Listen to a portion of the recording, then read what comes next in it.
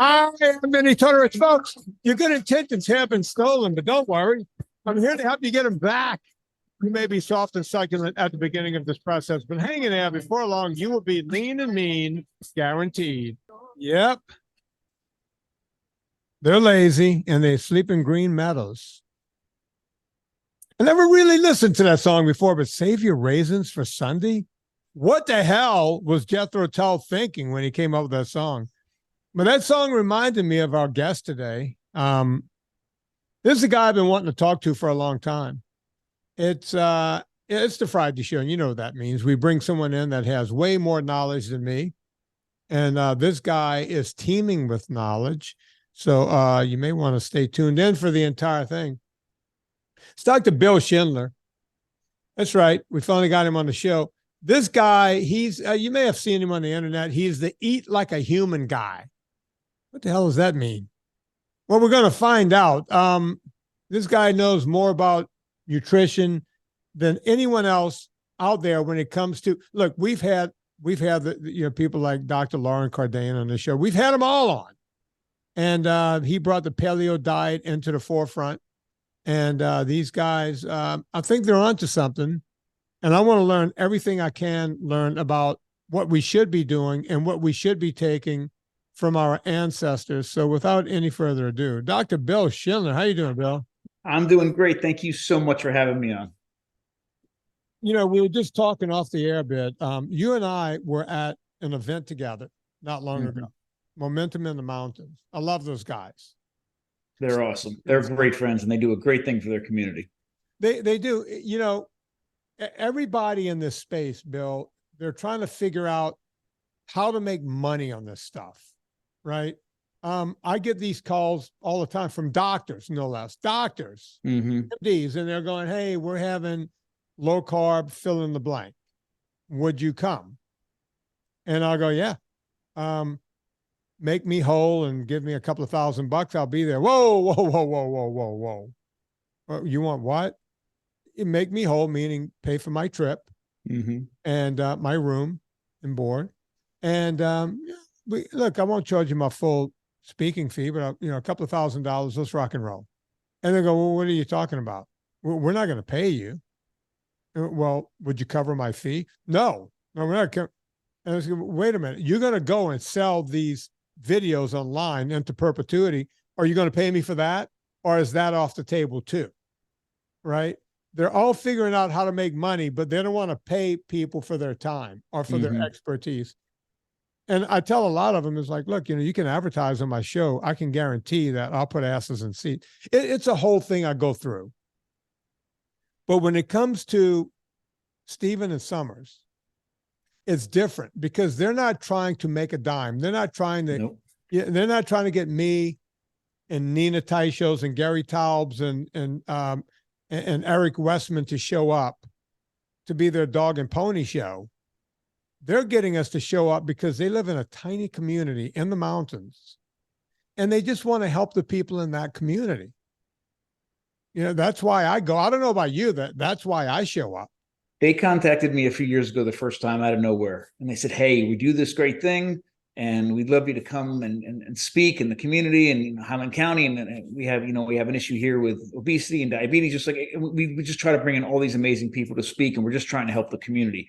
And we don't make a dime. Every penny that we make is used to help buy, stand-up desks for the kids in the school. Yeah. And he sold me on it, but I'm like, listen, I am slammed. I can't come right now. And I was in the middle of a bunch of transitions. And I said, listen, give me a holler in 3 months and we'll see if I can do it. 3 months to the day, calls me on the phone. Hey, can you come? We're doing this. And again, I wasn't out of the transition. I said, I'd love to, but I just can't do it yet. He says, I'll tell you what, how about we come and tell you, meet in person and tell you a little bit more about what we do. They drove 4.5 hours, took me out to lunch. We sat down and had a conversation. And after spending time with them, I moved mountains to get there. I said, of course we'll be there.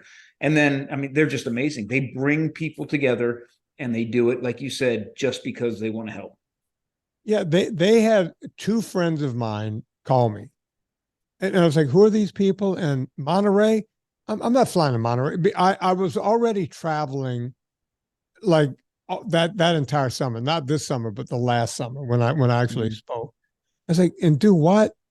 And it's like, and I said, I'm not going all the way to California. It's like, no, it's Monterey, Virginia. I was like, well, wait, there's a Monterey here? I just moved here. And like, yeah, it's like an hour and a half from your house. And it's like, and who are these people again? And it's like, what? They're going to put this on the same thing I just said. They're going to put it on the internet and they're going to exploit us and they're going to make money. And it's like, no, they don't do that. Mm-mm. And I'm like, well, what's their game? What's their trick? What are they doing? And it's like, they just want to help their community. Yep. They found low carb. They, I don't think she was ever fat a day in her life, but I don't think so either, but he was heavier. Yeah. Yeah. I've seen pictures of him and he's such a cool guy. And I was like, and they're buying what for who? It's like stand-up desk. Like in the school, the kids are going to have stand-up desk and they're any money they make goes into that. Yep. And it's like, yeah, I don't know who these people are. Just tell them I said yes and send me an address so that I can find it, through Google Maps. That's how I ended up there. And the meal the night before was great because there was venison and there was, pork and there was beef and there was everything. I was like, all right, I like these people already. Absolutely. And it just went from there. And then, when Nina called and said, hey, I think I'm going to something near your house. They mentioned you doing it. And I went, I'm not doing it this year. But Nina gave Nina and I a chance to hang out for a few days. She stayed here and then we drove in and the whole deal. It was great. It was just great. I'll support them any way I can. I love what they do. And like you said, they're genuinely amazing people who just want to share this information. Yeah. So, Bill, you started something called Eat Like a Human. And, at first I'm going, okay, I've heard every slogan. I've heard it all. My good friend, Dr. Barry has, Perfect Human Diet. Mm-hmm. It was like, okay, what do we have here? But you really put your money where your mouth is when it comes to this. You started looking into this a long time ago. And then I couldn't help but notice that you and I, you're much younger than me, but a lot of parallels. You were picked on as a kid and you said you got beat up every day in school. In middle school, absolutely. My thing was I started getting beat up, so I learned how to fight. And then I became the troublemaker, right? It was like, wait, you're the common denominator in all of these fights. I'm like, but I never start them. You understand? I don't like to fight, but then you somehow got into wrestling. Give us a little background on that. Yeah. So I grew up in New Jersey, a suburb of New York City, right on the train line. And I grew up a heavy kid, a product of the 70s, doing my parents did everything that they were told to do to try to nourish their kids. Get rid of all the butter, margarine, eat margarine, get rid of all the eggs, eat cereal, that sort of thing. And I was a fat kid and I got picked on every day. I always stood up for myself, but there was one year in middle school where I literally got beat up every single day. When I got to high school, and I was never an athlete as a kid. When I got to high school, I fell in love with wrestling. And it was crazy because I went to the same high school that my parents had gone to. My dad's senior year was the last year that high school had a wrestling team. And my freshman year was the first year it had a wrestling team again since then. And I fell in love with it and I took to it and I started working out. Man, I was training 3 times a day. The weight was dropping off because I was just working out so incredibly hard. And I took the form of an athlete. But what was problematic was I went from one incredibly unhealthy relationship with food to another one. Food was something before that made me fat, made kids pick on me. That's how I viewed it. Right. And then obviously the relationship between wrestlers and food, especially in the 80s and 90s, was really problematic. And now food was something I was scared of. I wouldn't make weight if I ate too much, sort of thing. But I took to it. And then I got recruited to wrestle at Ohio State, which is one of the best Division I programs in the country at the time. It still is an amazing program. And this entire time, I had nutritionists, I had team doctors, I had coaches, I had all these people telling me how to eat. All the information was incredibly wrong. But because I was so incredibly active and working out so hard, I managed to keep the weight off. And again, I took that form of an athlete. But as soon as I wasn't competing any longer, I was in my 20s and just the weight poured back on and all the metabolic disease. I was suffering incredibly, not just because of poor body image and because I was heavy, but everything was problematic.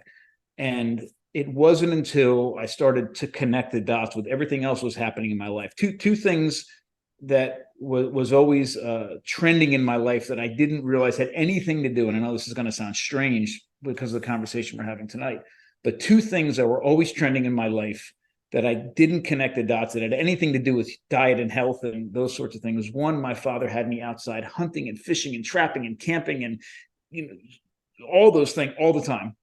But I never viewed it, I viewed it as an amazing activity with my dad. I never viewed it as a way to actually really get food. Food came from the grocery store. It didn't come from the woods, right? Right. And the second thing was my love for the past. And when I was really suffering the most was when I was getting, you know, physically suffering the most was actually when I was getting my PhD in archaeology. And my focus was on ancestral technologies and our deep ancestral past. And when I put that information together, everything I had been learning about our ancestors and the tools and the technologies they use to access food and impact their diet and their health. And when I took all the, you know, that connection I had with my environment and hunting and fishing and trapping and all that, and put it all together, that's when I made the major changes in my life.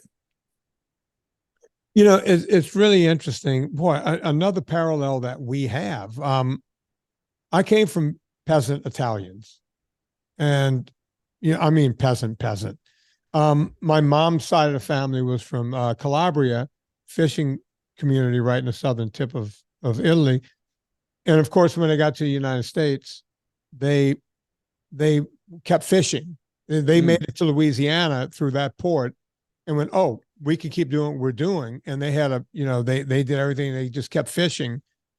So I had this knowledge of fishing growing up. So I knew that fishing, you know, you see these things, they're wiggling on the line or they're wiggling in a net, and then you eat it, right? That, you know, the relationship with food was, I saw it when it was alive. Mm-hmm. I was dealing with it. I killed it, right? A lot of times you knock it over the head and then, you know, gut it and skin it or scale it, depending on what you were catching. On the other side of my family, they were from Sicily. And I know you spent time in Sardinia, and we'll probably get to that. But you want to talk about salt of the earth. Mm-hmm. I mean, they were farmers, and my grandfather, they were so poor when he was a kid that hunting was a big thing for them. So as a matter of fact, one of the things that I talk about this with my brothers all the time, I shoot competitive skeet. So I just run through a lot of shotgun shells every week. You know, I shoot a lot, you know, for competition. And I always think to myself, man, what a wonderful life. But what would my grandfather say? Because for him, every shotgun shell meant food on the table. Yeah, it was a meal. Yep. For me, it's just another cartridge that I'm going to reload 10 times and then throw away. Right. And it's way different. Although I do still hunt. I still go out. I don't like to, I should do more big game hunting, but it's mostly, you know, birds, pheasant and what have you. But I have that relationship with a living being and getting that and appreciating. And I've always said, I know this is impossible. I wish everybody can go hunting one time in their life. 100%. And go through the whole process, the process of taking a life and then having to, you know, dress that animal out, meaning that means gutting, folks, if you don't hunt, and then getting it home and either plucking it or skinning it, and then quartering it so it can be prepared to be eaten. And if you don't have that relationship, it's like, look, we used to joke about this. They went to inner city schools in the 1970s, and they asked kids, where do peaches come from? And they said, well, a can, because these kids had no relationship with food and where food came. And me growing up where we still had a 5-acre garden, like it was beyond me. I would see in the grocery store, I'd see veggies. And I would go, who would buy them here? Why would they come? They're right out. I didn't have a real relationship the way everyone else does of a store, because the veggies came from the garden. The only thing we got from a butcher was meat, and a fish market was fish. And then my mom would walk into the store to buy rice and whatever else she was going to cook with. That was about it. So it was a different relationship, you know. And put on top of that, I grew up in a swamp. So alligator was illegal back then because they were endangered in the 1970s. So, but restaurants couldn't have alligator on the menu, which they do now. But back then, if you had alligator, that was a delicacy because you weren't supposed to take them. Frogs. I tell people, oh, I've eaten thousands of frogs in my life. They're like, you've done what? It's like that was normal where I lived. But we've gotten so far away from that people don't realize what food is. What say you? First off, most of my culinary training was in Calabria. I love Calabria, Southern Italy in general. I spent a lot of time there in Sicily and Sardinia, and I hope we can talk about Sardinia. But and my relatives are from Sicily and also from Campania, so we have a ton in common. Yeah, I 100% agree. One thing I say, we do a lot of butchering classes here at our nonprofit, and in our restaurant we do nothing but nose to tail, in-house butchery for animals, and we do it with open. We have no walls in the restaurant. We do it on purpose so that people can, for some of them, for the first time in their life, get that connection. Remove links from their food chain that are so separating people from where their food comes from. In our kitchens. In our home kitchens, there's no such thing as skin and feathers and hair and bones any longer. Nothing gets even brought in from the grocery store that ever resembled an animal. You have chicken breast, you have strip steaks already cut and sirloins already cut, and there's no surprise that our children can't make that connection between what they're eating on a plate and something that was once running around. And to make it even worse, it's taboo to even talk about these things. Even for many meat-eating families. When you sit down at the table, God forbid you bring up the fact that was once a pig, or that was once a cow, or that was once a chicken. I don't want to know. I don't want to know. I just want to eat my food in peace. And with that insulation comes all sorts of problems. We're not connected to our food. We have no idea what it was like when it was running around. Listen, I am a entirely meat focused in all of my diet, in the way that we deal with this restaurant, and the way that I feed my family. We are heavy animal eaters, not meat eaters, animal eaters. But there are tons of problems in the meat industry. In the industrial meat industry, there's all sorts of problems. And those problems, I'm convinced, have creeped up because of that insulation that we have from where our food comes from. A lot of stuff has happened on our watch, the consumer watch, when we weren't paying attention to what was going on. So I 100% agree. The power of going hunting just once is incredible. And that reconnection that happens. Listen, I have been hunting since I was 10 years old. My son's been hunting since he was 8 years old. I have never, ever, ever enjoyed killing an animal. In fact, I hate, and I'll probably get some pushback on this, but I actually don't like calling, and hunting is incredibly important to me. Calling it a sport is problematic to me. I don't think it should be called a sport. It's actually it devalues actually what it truly is and what the meaning can be. But what I love about hunting is everything leading up to the moment that an animal is harvested is incredibly important to me. The time we spend looking at animal behavior patterns in the woods and finding out where we're going to put a tree stand, and spending time in the woods, even getting up in the morning and watching the woods come alive is just a magical experience. Killing the animal is necessary in this, but I don't find enjoyment in it. But I do, feel the responsibility of doing it, and I feel not necessarily pleasure, but I feel satisfaction in knowing I've just done something I'm going to now use to nourish my family. And what I love the most about, and I find the most value in hunting and fishing, is everything that happens immediately after that animal's killed. Right now is when you have that responsibility that you can take that animal and make the most of that animal, and actually use what you're doing to continue to give life to your family. I mean, this is the kind of thing that's been going on literally for millions of years. And it's that power, that visceral connection that happens in during that time, that allows you to look at the world, look at the grocery store, look at your diet, look at the human environmental relationships in a completely different way. And I can't say enough about it. But if you can't stomach that at this moment, at least going to a butcher and seeing an animal butchered is at least a step in my mind in the right direction. We were in an open market in Bangkok several years ago, and I was doing research. We were doing research on insect consumption around the world, but we were in this big market in Bangkok, and the connection that was there in the market. It wasn't as visceral and connected as actually going hunting, but most of the animals, not cows and pigs, but anything smaller than a pig, the meat you wanted to buy from that animal started as an animal alive in the market. Like, it was killed in front of you, it was cut up in front of you, and then it was handed. And the entire thing, I thought, and again, not to use the wrong word here, but was beautiful. I mean, it was a beautiful thing. There was nothing hidden from the consumer, and that connection with the person that raised and killed, and in some cases gutted that animal, was not only, right there in front of you, that immediate connection, but then, what I saw repeatedly was the person, the consumer, reached over, grabbed the bag, gave the money to the person that just did that, and their hands touched. And you can't put a price tag on that kind of connection, but we have nothing like that going on a regular basis in this country. Well, and we're trying to kill it off other places. Again, growing up in Louisiana, sportsman's paradise, and, hunting and fishing and everything, it's everything all the time. There's, Yeah. Yeah. And, my in-laws are British. I find myself there a lot, especially around Christmas time, which puts you right in the middle of pheasant season. And I finally figured out, and it's very expensive to go pheasant hunting. Mm-hmm. It's not, they seed these fields, they raise these pheasant year round, right? In these fields. And you go, well, that's not right. They're baiting these fields. It's like, well, hang on.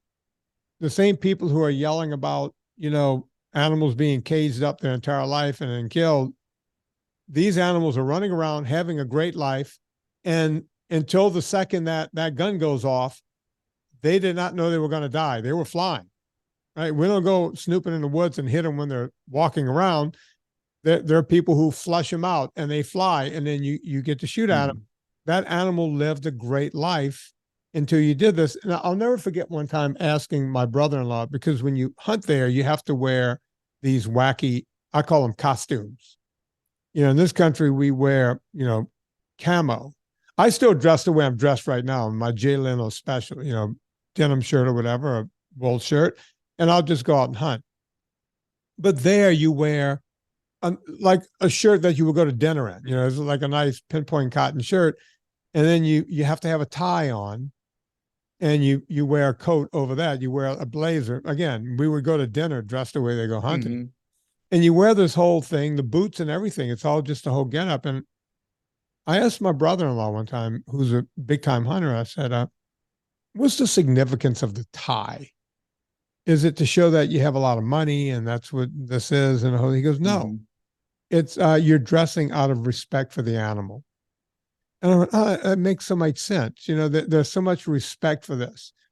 And you go out, and the first time I did a pheasant hunt there, a lot different than in the United States, you do all these hunts, and then you get, you have all your birds. At the end of the day, you're paying off the people in the community, the flushers, the ones that showed up with the dogs to collect your birds. You're paying everyone off. You're tipping these people out. And what you learn is, if you want to take 10 birds home, and they'll clean them for you, they'll clean as many as you want. If you killed 30 birds, you give the other 20 to them. That means more to them than you handing them a tip. Mm-hmm. The fact that they can feed their family. So when you say, we'll take 10, you guys keep the rest, you've never seen the jubilation on someone's face as when you hand these people these extra birds. Right. And by the way, folks, if you don't know what a pheasant, each bird is the size of a chicken. That's the equivalent of a chicken. So, and you're right, it's not like some kind of woohoo, I just killed an animal. It's a feeling that you don't get doing anything else. And I never thought about that feeling until right now. It's a special feeling, and I don't even know what place to put it in. You don't feel jubilant. You just feel, I can't even. There aren't words for it. It's too powerful. Yeah. That feeling. It's this powerful feeling that you're now providing food for yourself and your family. I don't know what it is, right? But it's this feeling, and we're in agreement on this. Everyone should go hunting, at least once. At least once. Let's switch just a little bit. I'm always interested in ancestry. and where we started. I remember, back the first time I heard that Neanderthals were on the same, were running around at the same time as Cro-Magnon. I heard that and I went, wait a minute. I thought that was two different eras. I mean, that was something to me. And every time I see something on television, they just found these skulls and these burials. I don't know if you saw that show where these people they found a cave where they thought we started burying at a certain time, but they went back thousands of years before that and found where these people had buried. They were burying before that. Just the whole human nature of it all. Just I'm fascinated with, but I know very little about. Where do you come into the game? Where do you take off? Where's your spot? Well, that's a great lead into the whole take on eat like a human and what I mean by it. So our tagline or whatever, eat like a human, isn't just supposed to be some sort of catchy sort of thing. What I mean by it is humans eat differently than every other animal on the planet. And if we don't understand where that difference lies, and when I talk a little bit about the ancestry piece, we'll understand this in just a second, we're never going to start answering the questions that we have about human diet and health. The most incredibly nourishing, safe, bioavailable diet that we can possibly have. And there's a couple of key pieces here. Humans eat differently than other animals, and it's because of the past, 3.5 million years. So let me spend about 5 minutes quickly just going through a very brief synopsis of what happened over the past 3.5 million years. And I think that can lay the foundation for any direction you want to take it. We created our first tool. The first stone tool ever created was about 3.3 million years ago. We found it just west of Lake Turkana in Africa, and everything happening at this time period, several million years ago, was all for our ancestors. Were all happening. It was completely happening in Africa. Nothing happens outside of Africa for quite some time.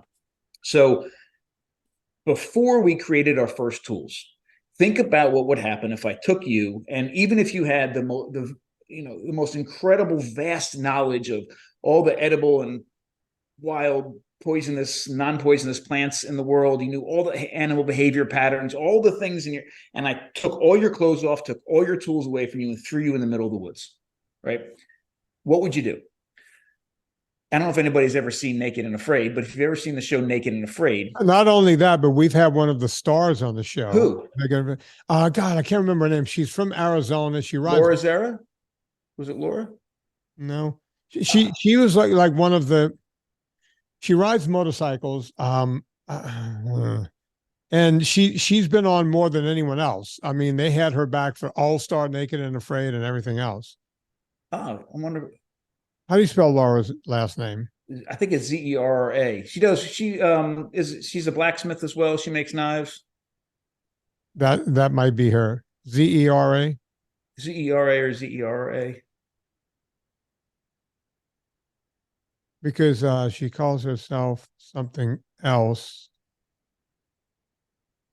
Or maybe I've met two of them, because I'm looking at Laura Zera, Decivilized. This is not the girl, but the other girl makes, I don't know if the other girl makes her own knives, but that's her weapon of choice in the wild, is to have a knife. Well, that's sort of the point here. That show was filmed for 28 days because people don't do anything on it. You need 28. I talked to people that worked on that show, and they said, listen, we need 28 days worth of content to put together a 45-minute show or 55-minute show, because what you do is you don't want to expend any energy. If you're going to do anything, you have to make a tool, right? So if I took all your clothes off and took all your tools away and threw you in the woods and you couldn't have any tools whatsoever, I don't care how well you knew all the animal behavior patterns. I don't care how lush the area you lived in is. Without a tool, you would die. You cannot nourish yourself. Humans have grown to the point where we cannot nourish ourselves solely based on using our anatomy, just using our fingers and our teeth and our digestive tracts. But this is what we had going on prior to the first tools ever made, prior to 3.5 million years ago. So about 5 to 7 million years ago, our ancestors first stood upright. And our ancestors at that time, and also you made a very good point, it's very unique that the last about 35,000 years, we're the only upright, walking, intelligent, hominids on the planet. prior to about 35,000 years ago, multiple species were, around all the time, coming in contact with one another, in some cases having babies together, fighting with one another, all these different things. So at that time, same thing. We had several, a bunch of different species of our ancestors running around. But as far as food and diet is concerned, every bit of food that they consumed, they got with their hands and they got with their teeth. Whatever muscles they had or didn't have, that's all. Now, they were very, very small. Full-grown adults were about 3.5 feet tall. Their brains were about the size of my fist. So they didn't have huge nutritional requirements. They ate a very limited amount of wild plants, and they ate a bunch of bugs. And as far, if you look at the wild plants compared to the bugs are around in most cases all year round, and they had a lot more nutrition in them than the plants did. And the plants they had to be very careful about. Number one, they were eating hyper seasonally, hyper locally, and they could only eat the plants that had a low enough toxin level that they could survive and not get sick by eating them. So very limited diets, very limited amount of nutrition, very, very small. But what they saw all the time, right? They're looking over the African savanna. They saw repeatedly massive predators, massive carnivores taking down another animal, grabbing it, ripping it apart, diving on the inside, gorging themselves on the blood, the fat, and the organs, and then going off and sleeping on a rock somewhere to digest that meal, and leaving these huge carcasses out on the savanna, covered in flesh, still covered in meat. And I can imagine they're looking down at their nails and they're looking at their teeth and like, well, that'd be great, but I can't do anything about it. Meanwhile, ancestors to modern day buzzards and modern day hyenas are coming in and ripping all this flesh off before that predator comes back and has more of that meal. But about 3.5 million years ago, 3.3 million years ago, we think it's an Australopithecus afarensis or Australopithecus africanus, a member of one of those two species, grabbed two rocks of the right material, knocked one into the other, and created in less than a second. It took millions of years to figure out how to do this, but it took less than a second to create this sharp edge, a durable sharp edge, a sharp edge that was sharper and more durable than anything they had on their bodies. And it's no surprise that at the same time we find the first examples of these tools, we also start finding bones of animals that have been butchered using those tools. Right? We know what those. You see the scarring in the bone from. Yes. So we've a ton of different experiments. We can tell when we look at a bone, we can say, okay, that was an animal gnawing on the bone, and there's tooth marks on the bone, or that the marks on those bones are from a sharp edge, a stone tool. So that happens at just roughly about 3.5 million years ago. By the way, that's around, you said Savannah, but that's around the Ethiopian area. Am I making that up, or that's around where we know Ethiopia to be today? Right? It's not far, but it's in northern Kenya. Okay. Just west of Lake Turkana, so on the southern part on the west. So it's in northern Kenya. Okay, good. Okay, I'm just trying to get an area of Africa. It's such a large continent, and so in these Australopithecus means a southern ape. So a lot of these are in southern Africa as well, and they're distributed in a lot of different places. But the tools that I'm talking about here were first found in that area, and a lot of these bones. But it's distributed in different places. But mostly we're talking about Eastern Africa.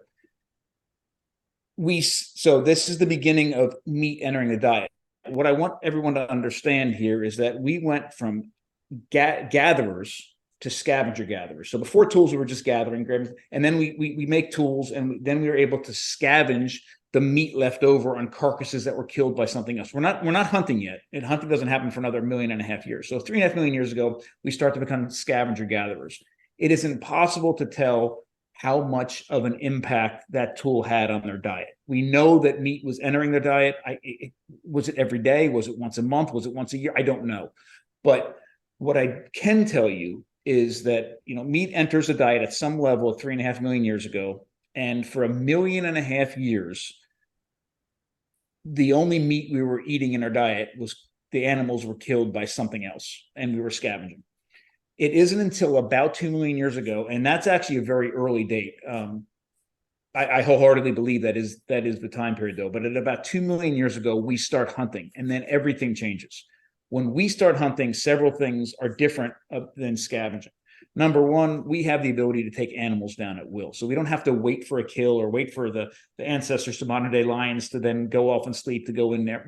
We can kill the animal ourselves at will. And we are now the predators. So we have first access to any part of that animal that we want. So we can dive in and eat the blood, the fat, the organs, and the meat, and not only be left with some of the flesh hanging on that carcass. Okay, so hang on, question before you go any further. What changed at that time? And by the way, the people, I got two questions. Going back to the 3.5 million years ago, what version of ape were we then? Were we walking upright? Did we have Achilles tendons at that point? Were we able to, where were we? If you give me less than a second, I can grab a prop for you. Go on, because I bet you never thought I was going to ask that question. Folks, while he's doing that, let's do a quick ad. Villa Capelli olive oil is the longest running sponsor of this show. Yeah, it wasn't around during the Paleolithic era, but you know what? Maybe the olive tree was. And I bet you those people 3.5 million years ago, if they could have gotten a hold to Villa Capelli olive oil, they would have. Villa Capelli olive oil, look, I drink it over here. It's the stuff you want. So here's what you do. Put in promo code. Right, now it's going to get fun. Wait, hang on, I'm in the middle of an ad. Put in promo code Vinnie, VINNIE. You will get 10% off. If you spend more than $125 at Villa Capelli after the discount. So spend about $145, get your 10% discount. And then you'll still be above $125. You'll also get free shipping. And listen, when you're buying 3-liter tins of olive oil, free shipping is a big deal. Villa Capelli, longest running sponsor on this show. Let them know we sent you. Promo code Vinnie, VINNIE. Don't put a wimpy Y or you won't get your percentage off. Now, I think Billy over there has a couple of skulls. Are you going to show me the notch on the skull whenever we were able to stand up and not do this back and forth? Or what are you going to show me? Are you impressed that I even know this shit? What's that? Are you impressed that I even know this shit? I'm actually really impressed. All right, so this is actually, if anybody's paid attention to National Geographic or any of those sorts of programs, this is actually Lucy. So this is Australopithecus afarensis. This is one of this species we think was making this first stone tool. This is an example of, and you can see a difference in skulls here, but I'll give you a easier to look at prop. Modern day Homo sapien, this is us. Mm-hmm. This is Australopithecus afarensis. You have about a 3 times difference in brain size. Yeah. Our brains, modern day Homo sapiens, represent 2% of our body by weight, but require 20% of the nutrition we take in every day to fuel. They're incredibly nutritionally expensive. So in order to grow from this to this means we had to do something very, very different in our diets. And the difference in height and stature was about like this as well. So small bodies, small brains, low nutritional requirements. Here is a resin cast of that first stone tool. So this is an exact replica of the earliest stone tool ever found. This is the rock. It was struck right here. And this is the first butchering tool ever made, or at least the earliest one we've ever found to date. And again, it might not look like much, but in less than a second when this was created, everything changed. We were no longer restricted. Our ancestors were no longer restricted to these nails and these teeth and whatever else we had or didn't have in our body to interact with the environment. We could create this tool in less than a second. And when it got dull, we could make another one and another one and another one. So how did they figure out? I mean, look, I've been out in nature my entire life and I've seen rocks of all shapes, sizes. How did they find one rock and go, wait a minute, this is a tool? How did they come upon that? That's a great question that I don't have an answer to, but I can tell you that for all the different kind of rocks that are out there, in order to make a stone tool, a real stone tool, the rock has to have several different properties. It has to be isotropic and homogeneous and brittle and elastic. And if it is, most rocks aren't that, but when they are, you can actually not only fracture them, but fracture them in a very, very predictable way. So later on, this is an example of an early stone tool. Here's an example of a stone tool at about 2 million years ago. Here's an example of a Clovis point. This is the point that was used to take down woolly mammoths and mastodons about 12,000 years ago here in North America. It becomes much, much, much more complex. But it's almost like playing chess. The stone tool maker can actually, when they have the right kind of rock in front of them and understand it, they can plan 5, 6, 7 steps in advance and understand how to take that rock apart to make the exact tool that they need. And for those of you who are thinking, oh my gosh, these guys are just banging on rocks, what big deal is it? An edge of obsidian like this, when struck properly, is still to this day the sharpest physical object humans have ever created. It is between 300 to 500 times sharper than a surgical scalpel. It is literally that sharp. In fact, all my kids were brought into this world with stone scalpels that I made. You can autoclave them. They're still used in plastic surgeries today and some eye surgeries because the scarring is so minimal because that edge is that sharp. So we're not dealing with a bunch of idiots running around just banging on rocks. We're talking about our ancestors who were planning steps in advance. They didn't understand how to write it down, but they understood geometry and fracture mechanics. They understood what kind of rocks had what kind of properties, and the tools they were making were incredibly effective. Incredibly effective. Folks, that's how the De Beers family finally started cutting diamonds. The end. You can use that the next time you give a speech. So, all right, they figured out, just like with diamonds, that you can cut them and they will cut in a precise way. Mm-hmm. When you think about it, could it have been happenstance that the first one happened? Sure. And then they started going, hey, we know that these stones in this area will cut like that. And by the way, what are you hitting them with? If those things are that hard, like we know diamond is the hardest substance we found, because it's just clamped for so many millions of years and it just becomes a diamond. How did they figure out how to cut something that was so hard? It's not necessarily that hard. It's that sharp. So there's actually some rocks. I wish I knew we were going to get to this because I'd have given you an example. You never know where I'm going to go. So I'm sorry about that. I don't have a good example. They're striking one rock against another at the right angle, and it has the right kind of surface morphology to create a particular kind of fracture that goes through it. One example is some of the toughest rocks that are in this part of the world, things like argillite or quartzite that you can make stone tools out of. Believe it or not, when I'm making tools out of those rocks, and what we think people were doing also for several thousand years here in North America, is they would actually strike it with a piece of wood. You can create a different kind of fracture by taking a super tough rock, hitting it with a wooden billet made out of the right kind of material, something like a persimmon, for example, a hard wood, and get this really incredibly hard rock to fracture in a different way because of hitting it with something softer. Wow. You can hit it with antlers. You can hit it with other rocks to create different kinds of tools. When I come to Charlottesville, I'll bring some stuff with me. Yeah, we could crack some rocks in my backyard. Absolutely. Yeah. So the point that I want to make here is, so here's these brains, original meat eaters, at 3.5 million years ago. A million years later, 2.5 million years ago, this is Homo habilis. Not a huge change in brain size, and if I had them, not a huge change in body size either. So they were eating meat for 1 million years. Again, I don't know at what level. Not a huge change. The biggest change happens at 2 million years ago when we start hunting. So we go from Australopithecus afarensis 3.5 million years ago, 2 million years ago. Look at that change in brain size. Wow. Huge change in brain size and stature-wise, almost modern proportions in both body and brain. These guys were hunting. Two things they were doing. They were hunting and they had fire. And because of that, they were able to extract an incredibly massive amount of nutrition from their environment, more than ever before. I think one of the biggest things is that they were hunting and they were taking animals down at will, and they were eating the entire animal, not only getting the meat, but getting all the other nutritious parts of the animal. But the role of fire can't be underplayed as well, because there's a lot of wonderful things you can do with fire. Okay, so hang on. Again, we're going to take a detour. Sorry. Bill, you might have to do 3 podcasts with me to get one. We're going to have to do a repeat and a repeat. Absolutely.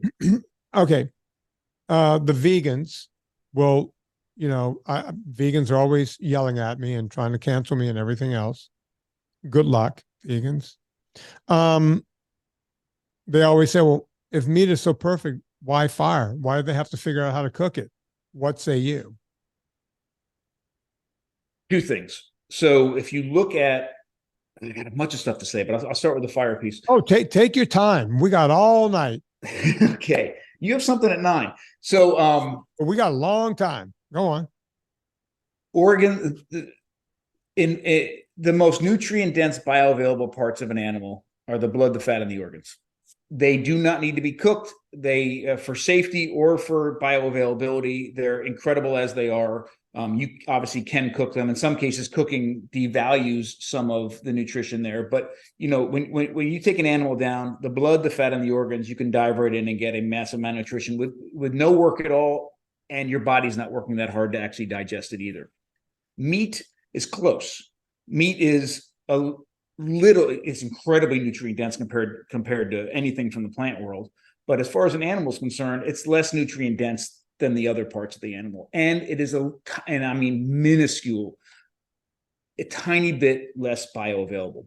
There's a fantastic primatologist from Harvard who wrote a great book about fire. And I was talking to him one day, and he does a lot of work with fire and the role of fire. And one of the things that he told me, we were sitting down having a really long, amazing conversation. His name is Richard Wrangham. And he said, look, the human body, to maximize the nutrient density and bioavailability of raw red meat, you can do a few things to help the human digestive tract to access all the nutrients in it. That doesn't mean it's not nutrient dense. That doesn't mean it's not bioavailable. All that I'm saying is you can kick up that nutrient, the bioavailability of those nutrients slightly by doing something to it, physical and or chemical. So if you think about it, if you go to the nicest, most amazing restaurants in the world and order raw beef, you get it one of two ways, either carpaccio or tartare. Mm-hmm. And tartare, it's ground up, and carpaccio, it's sliced super thin. So you may not realize it, but that alone, that action with the knife or the blade was a step towards digesting that food and accessing the nutrients on the inside. So grinding it up or slicing it thin. So he says, that's a great example. So it's easier for you to get the nutrients from raw ground beef than it is by biting into a huge hunk of steak. The second thing he said was a tiny bit of cooking can help release some of those nutrients and make them a little bit more available to our bodies. That doesn't mean our bodies can't access it. What he's suggesting is our bodies have to work less hard to get those nutrients. And it's on it's on a minute scale, but if you're eating a massive amount of meat and it's day after day after day after day, this can add up over time. So at the end of the conversation, what we decided on is the perfect, most nutrient-dense, bioavailable way to eat, say, beef is like a super rare hamburger. It's been ground up and it's touched heat just a little bit. And remember, I'm talking over here about all these differences, but compared to anything in the plant world, there's no, it's not even part of the same conversation. So. And I know that doesn't directly answer your question. You say, okay, no, but it's good enough, because I've always said when they go, oh, you can't eat meat without cooking it. Back when I was in New Orleans, there was a place, it's still there, called Camellia Grill in uptown New Orleans on Carrollton Avenue, and they had something on the menu called the Cannibal, and it was basically 2 pieces of white bread with a big chunk of ground beef right in the middle. And once a month, I would treat myself to the Cannibal. Never once got sick, never got the shits, never got anything. It's like, well, you're saying you can't eat meat without cooking it. I used to eat it all the time. And still, when I'm making hamburgers here, I'm pulling them together and the whole thing. Mm-hmm. I'm always, I do a thing. I dip it in salt and throw it in my mouth. It's like a treat all in and of itself, right? But people are like, oh, you can't eat that without cooking. It's like, done it all the time. You absolutely, if it's good meat, you absolutely can. Yeah. And we're talking about a time period in our past when our ancestors they literally just killed the animal. Like there was a wild animal that just got killed. It doesn't get fresher than that. But the fire question is a great question, because that's answering it from a food perspective.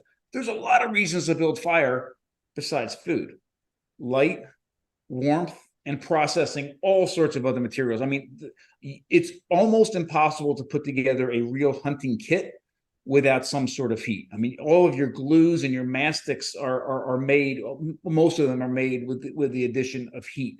Straightening arrow shafts and spear shafts, all these things require heat. So I know we think about fire in the context of food all the time, but there's a lot of other reasons to make fire besides just cooking. Yeah. When did fire come along in this whole? So I, along with a whole bunch of other archaeologists, believe it was the same time period as we started hunting, relatively. So right around 2 million years ago. And there's a number of different reasons for that, but there is no direct evidence for fire at 2 million years ago. It's actually very, I mean, think about too, it's very difficult to have direct evidence. If you went camping and had a fire, small fire that night, maybe to cook over, have a little bit of light or marshmallows or whatever, and then you put it out and then you leave. 2 million years later, there's literally zero evidence at all. If we have a massive fire or fire sustained at the same spot over and over and over, day after day, week after week, month after month, that can leave some signatures that might last in the archaeological record for some time. But sort of an ephemeral fire, something short-lived like that, is almost impossible to find. So it wasn't like with the rock where you guys went out and found like a Zippo out there and went, oh, they have a Zippo. There wasn't like that. Right. So you guys couldn't find flints or anything else. Or do we even know how they started? I mean, I learned how to do flints and all that kind of stuff, and, get it going. Do we know do we even begin to wonder how they got the first fire? Was it lightning? Was it accidental? What do we know? Well, there's anybody who's interested in this topic, I would suggest reading the book by Richard Wrangham and also a book by Francis Burton. One is called Fire, the Spark That Ignited Human Evolution, and the other was Fire's in the title, I forget. They're both fantastic books, but Francis Burton makes a very good point in her book, and she's one that's suggesting, again, this 2 million year old date. But not only, let's say for a moment that 2 million years is the date that we first have control over fire. She suggests that the relationship with fire had to start at least 1 million years earlier. Like, think about it. We're one of the only animals in the world that actually gets drawn to fire and doesn't run in fear from fire. Right. So you start to see a fire, it's probably lightning strikes. At one point you're afraid of it. At another point, you might see that there's some kind of advantage. It sweeps through a forest and there's a whole bunch of dead animals after that. You're eating these cooked animals, or a whole bunch of insects got trapped in. And then once you realize that this could have an advantage, then you have to understand, how to deal with it. Why does it run out? Well, it ran out of wood. Can I give it some wood and then can I keep it going? And can I put it out if it gets out of control? And then once you figure those things out, how do I control it? I can control heat and flame size and all of those different things and carry it around. So in order to get to the point where we're cooking and controlling fire, able to start it and put it out at will, control the temperature, the light, all this at 2 million years means that we started much earlier. But one of the things that I love to do, maybe it's my teaching background, but I love to try to, somewhat paint a picture in people's minds, because I know for some people thinking about this at this, when we're, at this time depth, millions of years, might be difficult for some people to sort of wrap their brains around. And I want to make sure that the picture is right. I don't know if anybody's ever seen Quest for Fire, the movie in the 1978, I think it came. It's actually a fantastic film for the 70s.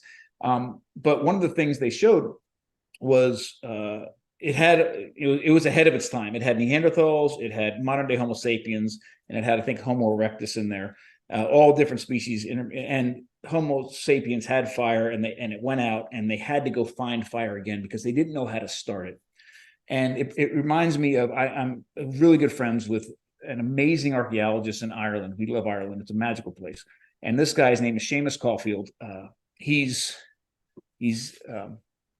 an older guy. Him and his father found the earliest complex field dairying system in the world in Ireland. And he's a short Irish man. He tells great stories. He grew up in this little fishing village in the northwest coast of Ireland. And he said, listen, when I was a kid, we had fire every day. Like every day, fire was central to everything that we did. All of our light, all of our heat, and all of our cooking happened over a fire. It was a turf fire. They didn't have any trees where they were, right? It was all turf. And he said, but it wasn't until, even though fire was so incredibly important to me, my entire life, everything we did revolved around fire. He said, it wasn't until my 20s that I saw a fire lit. I'm like, what do you mean? In your 20s, you saw a fire lit? He says, we never let it go out.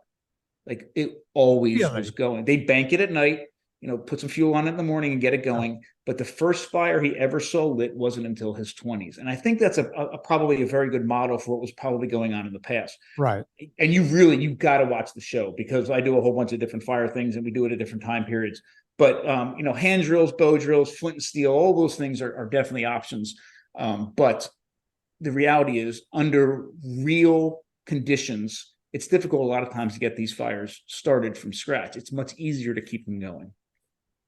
Yeah, and that movie I've just written down Quest for Fire, but you are in a movie on Nat Geo, right? Mm-hmm. And what's that called? It's called The Great Human Race. It's a 10-part series. And where can people find that? They can find that on Amazon, probably Nat Geo as well, and maybe some of the other outlets, but I know it's on Amazon. I'm writing it down too, so I can go watch it. Okay, let's move along, because I can stay on any one of these subjects the entire time. I was trying to, I'm always fascinated with how things work, right? Mm-hmm. And I was trying to explain to my wife the other day the Stirling engine. It's like, do you understand how the Stirling? And she goes, "What's a Stirling engine?" It's like, well, there's two pistons. One is a cold air piston, one's a hot air piston, and it's the smoothest running engine. As a matter of fact, I think they still run submarines on the Stirling principle of engines, right? One piston gets, the heat expands and boom, and then the cold air piston pushes it back, and I'm always trying to explain everything comes from fire. A car does not go down the road without fire. And you go, well, Vinnie, what about your electric cars? Oh no, that's fire too. It's contained a different way, and it doesn't have a combustion engine, but there was a combustion engine somewhere that made that heat and made that energy that went into that battery that's turning that brushless motor on your car. And by the way, that takes a spark. It doesn't happen magic. You try to explain fire to people, and they, especially when they start talking about the climate and climate change and everything else, it's like, you realize we can't get away from fire, right? That's how we're here. But no one seems to buy into that. It's almost like we think that it doesn't have to happen anymore. But in fact, it does. What say you? It's kind of like this, how we started this conversation with food and disconnection and hunting.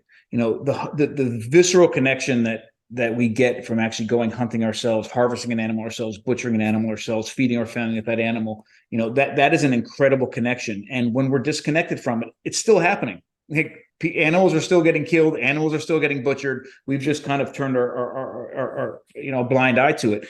It's the same sort of thing with fire. I love how you said it, because fire is a part of our day all day long. Whether we're making, turning the tea kettle on, or if you drive your car to work, you've had fire happening, explosions happening in your engine thousands of times before you actually get to where you're going. You just don't see it. We don't think about it.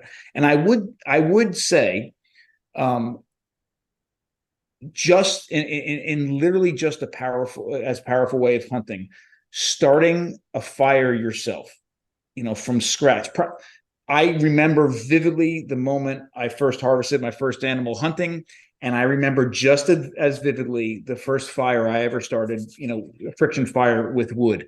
And I can tell you the feeling was very similar. A life obviously wasn't taken because when I started the fire, but that feeling of accomplishment was exactly the same. And the fire has been so central to everything that we are as humans, that sort of connection is something that I wish people could get as well.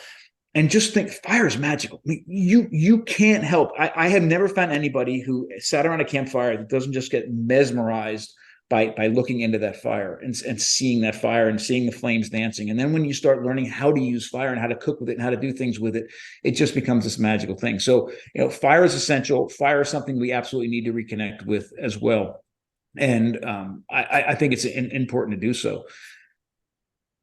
Just a real quick note, just because I think it's a powerful thing, and not to change subjects, but we were talking about Seamus, that archaeologist. He said something else. He says it a lot as well. He talks about, because we're talking about disconnect, he said the first, and to me, the best way to solve so many of our problems today, whether it's, so many of our problems. And right now, this conversation is about diet and health, certainly, is to reconnect, to reconnect with everything around us, take links out of our food chain, reconnect with where our food comes from, how to deal with all of those things. And I honestly believe, because I've experienced this myself, most of the questions that people have about what they should eat, how they should eat, when they should eat, all of those, a lot of those answer themselves when you reconnect in a real, true way. So this disconnect is real, and it's happening in a lot of different ways. And it probably can. I'm confident it can extend well past food. But one of the things that Seamus says, and I love it, and he says it a lot better than me. But he said the first major disconnect that humans that we've had from the world around us is when we stood upright and took our noses away from the ground, right? Because that's the first way most animals experience their environment, by their, with their nose. And we don't use our noses anymore. And the second biggest disconnect is when we put shoes on our feet. And we no longer had to worry about where we were walking and watching where we were walking and feeling the world around us. We didn't get to feel that visual, that connection of temperature and rocks and soil and grass and all those different things. And I think that's true. The third major disconnect in my mind was the Industrial Revolution, where the Industrial Revolution essentially took almost the entire population away from where their food comes from. The little bit of us that were still hanging on to having a direct connection to our food, and many farmers weren't farmers any longer. Most people were buying all of their food. We went from food producers to food consumers, and we have this huge disconnect with this incredibly long food chain. And here people have to listen to us talk about things to try to understand what they should be eating. One of the most essentially basic human things on the planet. We have to listen to other people to try to find those answers. Yeah, it is crazy. We started off by talking, I talked about our 5-acre garden. Everything was grown: potatoes, tomatoes, mustard greens, turnips, everything. We had that garden, right? And everyone in my family worked in that garden. People always ask me, how do you know how to grow and plant and do everything? It's like, because that's what we did. Mm-hmm. It wasn't like, come on, son, today we're going to just learn. No, I was out there with my great uncles, my grandfather, all of his brothers, and my dad and everyone. And my dad was a scholar, right? But it didn't matter. When it came time, you had to go string up tomatoes for, 2 acres long, or you had to go do this or you just did, right? And we learned as young kids what to do and how to do it. And my wife used to come home with basilico, basil. And she would buy the basilico. And I took it one day. I saw a root on one of them. She's not looking. I took it out and just stuck it in the ground outside. And she goes, "What are you doing?" I was like, "Why are we buying this? We can just plant. This one has a little root on it. They left a root. I'm going to plant." No, we don't buy basilico anymore. We need basil. We just go pick it, right? It makes me wonder why everyone does. Even if you live in an apartment, you can have a box out on the balcony somewhere, and you can do this stuff. Mm-hmm. Right? You can plant your own stuff, and you can. Well, I know if you live in a city and half the country is like, oh, I hate guns and the whole thing, and you kind of need a gun to kill things unless you want to do it with archery, but then you got to go track the animal after you shoot it. And then you got to get good at archery before you can even hit the animal. So there's a lot of problems with it. I'm going off. So I want to spend about 10 minutes because I usually keep these podcasts at an hour, but you're fascinating. So we're going to go another 10 or 15 minutes. All right. If you're good. I'm good. What is if I wanted to eat like a human, I wanted to start right now. What do I do? The first thing you do is you understand. That's a great question. First thing you do, you understand that we built these bodies, these brains on the back of 3.5 million years worth of technological input, innovation, and new things that people design, right? Innovations that literally the Albert Einsteins of our ancestral past were all figuring out how to get more and better nutrition from our environments.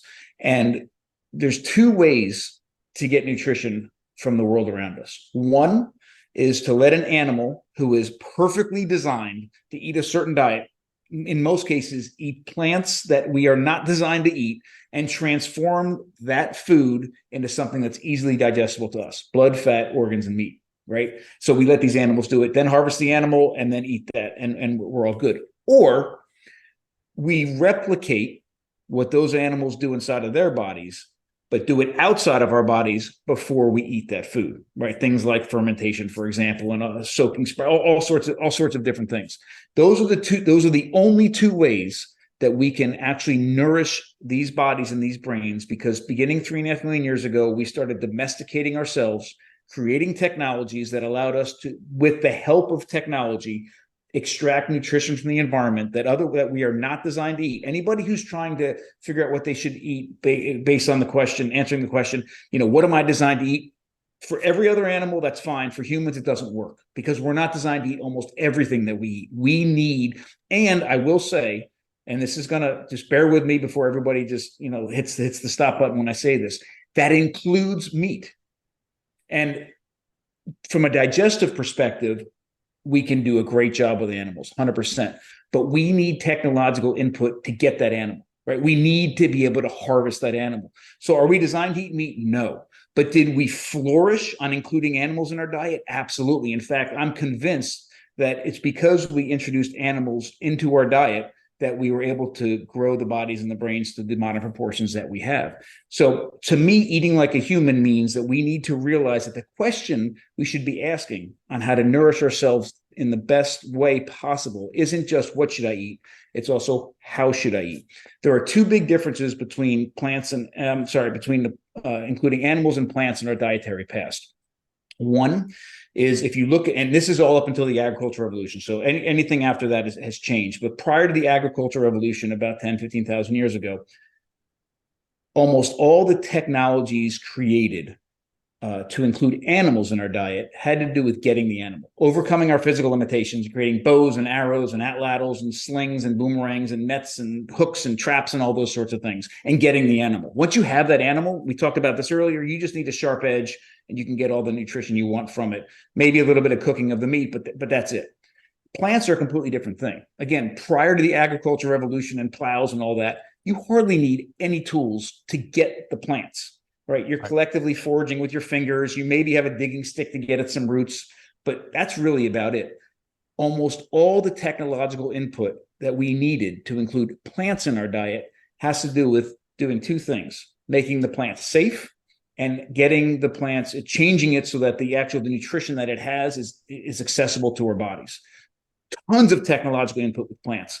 So understanding the role of technology in our diets is the core of what I'm talking about here. And so if you look at our ancestral past as a model, literally the diets that built us as humans today, several things are key to me. Number one, it's an animal focused, not meat focused, animal focused diet when plants are included. And the reality is, plants have been in our diets the entire time. They've been in our diets long before we started eating animals.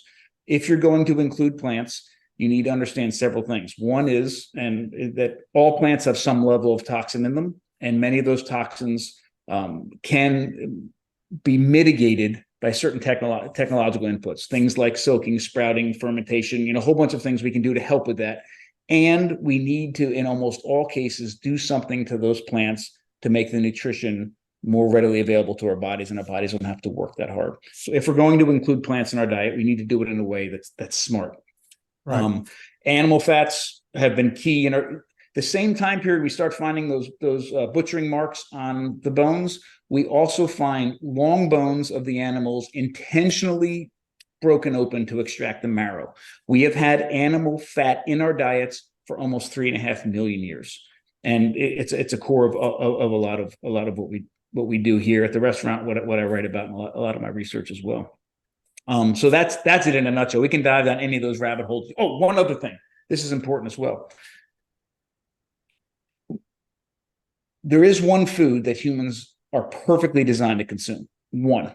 And it's only for a short period of our life. And that's milk from our mothers. We are mammals. We are the ideal perfect food for humans when we're infants is milk. Everything about the entire process. And someday we can have a long conversation about dairy. I'd love to, because I'm passionate about dairy. But there's a huge push for raw milk, and I'm a huge raw milk advocate. But one thing we have to realize is that there's one step better than raw. If you're going to include dairy in your diet, good raw milk is an amazing food. Good raw milk that's been fermented is one step better.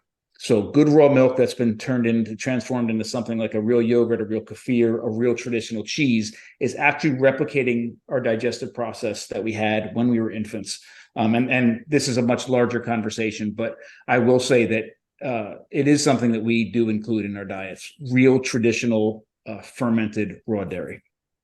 A lot has been coming out on raw dairy recently, and people ask me about it. And I think the thing that makes me, I guess, popular is that when I don't know something, I literally say, I don't know, right?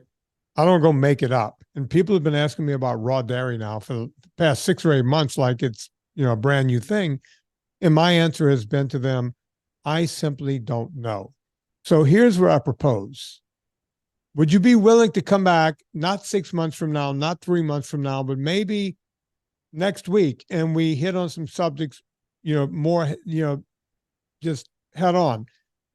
I want to talk about in the next conversation, I'll write it down, vegans and whether they can actually be healthy. Okay. Because you mentioned veggies or, they have toxins and whatever, can be healthy. I want to do raw milk.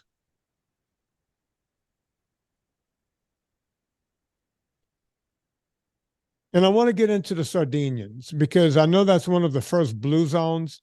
And I remember, again, you grow up with Italians around you and they say things and you go, do they know? I mean, my relatives weren't exactly, geniuses. They'll say, oh, no, the Sardinians and the Sicilians, there's more men living to 100 than anywhere else.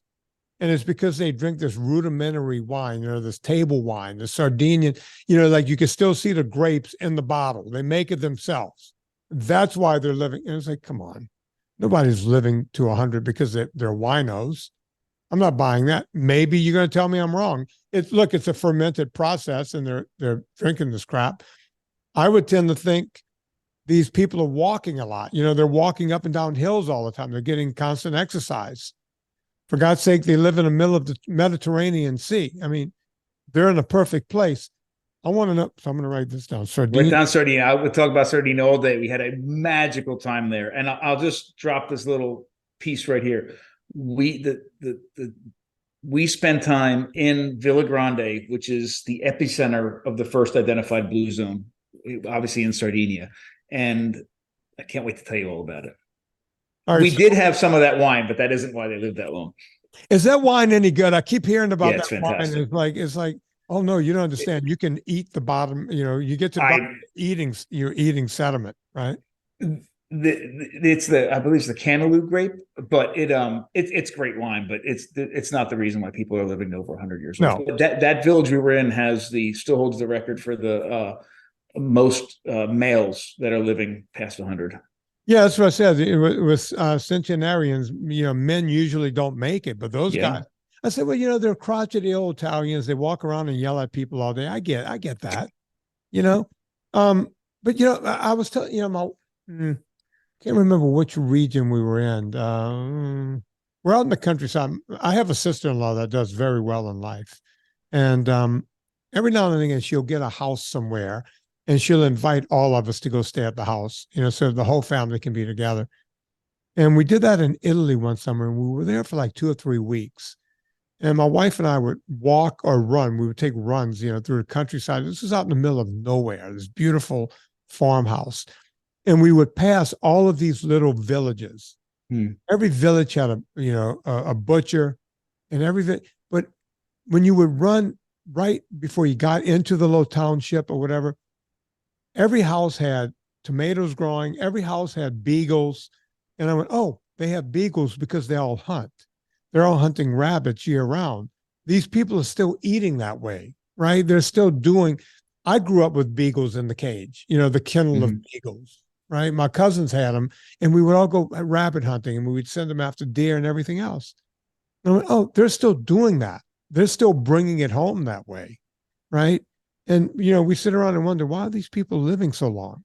Well, it's not because they're vegans. So I'm going to ask you on air, would you promise to come back in about a week? 100%. I'm here.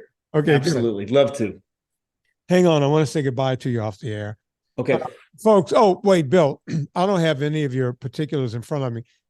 Tell people where they can find your website and all of that good stuff. Awesome. So my book, Eat Like a Human, you can find online or in Amazon, Barnes and Noble, and the smaller outlets as well. It describes in detail a lot of the stuff we talked about today and has a whole bunch of recipes in it. And on top of that, my family and I built a restaurant on the back of that book, on the back of this entire approach, Eat Like a Human. It's called the Modern Stone Age Kitchen. It's located here in Chestertown, Maryland.